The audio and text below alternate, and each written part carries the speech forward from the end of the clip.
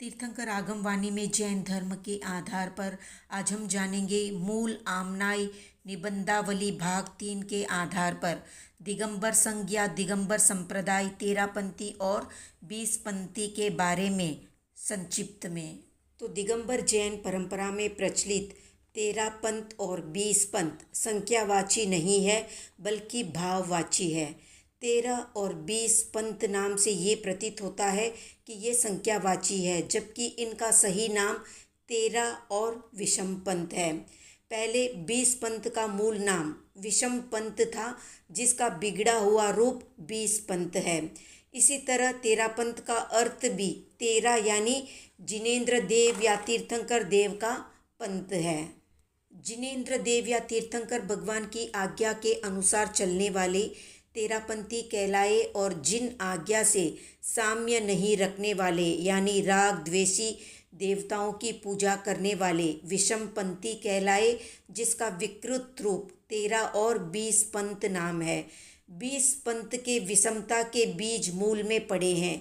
वैदिक परंपरा की तरह अवीतरागी देवी देवताओं की वैदिक विधि के अनुसार पूजा करना, पंचामृत और स्त्री अभिषेक, मूलाचार के विपरीत आचरण, लौकिक कार्यों में प्रवृत्ति, मुनि आरिका का पृथक न रहना या अलग अलग न रहना, प्रतिमा को स्टैचू कहना, कल्याणक स्थलों का कल्पित विवाद आदि प्रवृत्तियां मूल परंपरा के विपरीत विषमता सूचक हैं।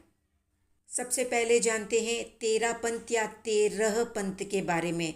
तो ये एक शाश्वत पंथ है जो शुद्ध आमनाई, मूल आमनाई या निग्रंथ संघ के नाम से शास्त्रों और शिलालेखों से पुष्ट होता है।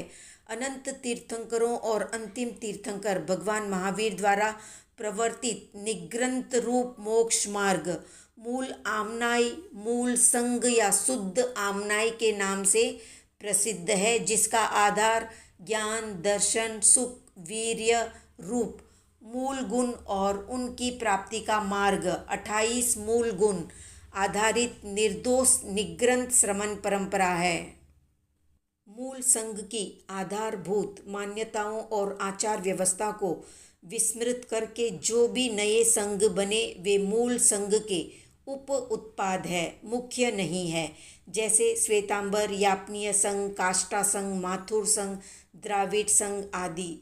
मूल संघ में उत्पन्न विकृतियों को दूर करने के लिए जो भी आंदोलन या सुधार परंपराएं समय समय पर प्रकट हुई, उनका तात्कालिक प्रभाव को देखते हुए तारण पंथ अध्यात्म शैली या तेरापंथ नाम दे दिया गया, जबकि उनका मूलाधार मूल संघ का आदर्श था। तेरापंथ विस्तृत मूल संघ का नामांतर है, जिसका तात्पर्य 13 अर्थात सर्वज्ञ देव का पंथ शाश्वत अविनाशी है। अब जानते हैं 20 पंथ के बारे में। तो कुंतु सागर जी गणधराचार्य ने स्वयं स्वीकार किया था कि मलेच्छ शासकों के समय भट्टारकों की गद्दियां स्थापित हुई, उसी समय 13वीं शताब्दी से 20 पंथ की परंपरा प्रारंभ हुई। भट्टारकों द्वारा स्थापित सचित पूजा पद्धति, आचमन और असंयमी देव देवियों की पूजा आदि जिन आज्ञा के अनुरूप नहीं होने के कारण इसके अनुसरणकर्ता मूल संघ से भिन्न 20 यानी विषमपंथी कहलाए। ये प्राचीन आर्ष परंपरा नहीं है बल्कि ये वैदिक परंपरा का जैन रूपांतरण है। तो सदोष श्रमणत्व से उत्पन्न भट्टारकीय परंपराओं से 20 पंथ का उदय हुआ।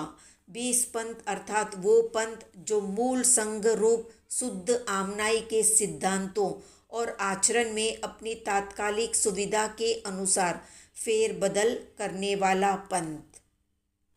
मूल आमनाई की निर्दोष और वीतरागी परंपरा के विपरीत भट्टारकीय परंपरा में अनेकानेक विकृतियों और आगम विरोधी धार्मिक कार्यों का उद्भव हुआ। इन्हें तेरापंथ ने अमान्य किया है। उसके 13 बिंदु है। पहला बिंदु है 10 दिक्पालों को नहीं मानना, भट्टारकों को गुरु नहीं मानना, भगवान के चरणों में केसर का लेप नहीं करना, सचित फूल भगवान को नहीं चढ़ाना, दीप से पूजा नहीं करना, आसिका नहीं लेना, फूल माला नहीं करना, भगवान का अभिषेक या पंचामृत अभिषेक नहीं करना, रात में पूजन नहीं करना, शासन देवी यानी अवीतरागी देव और देवी को नहीं पूजना, अन्न इत्यादि भगवान को नहीं चढ़ाना, हरे फलों को नहीं चढ़ाना और बैठकर पूजा नहीं करना। तो ये थी संक्षिप्त जानकारी मूल आमनाई निबंधावली भाग 3 के आधार पर। आज का प्रश्न है, वे कौन से दिगंबर आचार्य थे जिन्हें चारण लब्धि प्राप्त थी, अर्थात जो भूमि से 4 अंगुल ऊपर चलते थे? कमेंट में बताएं। वीडियो पसंद आया तो लाइक शेयर सब्सक्राइब करें।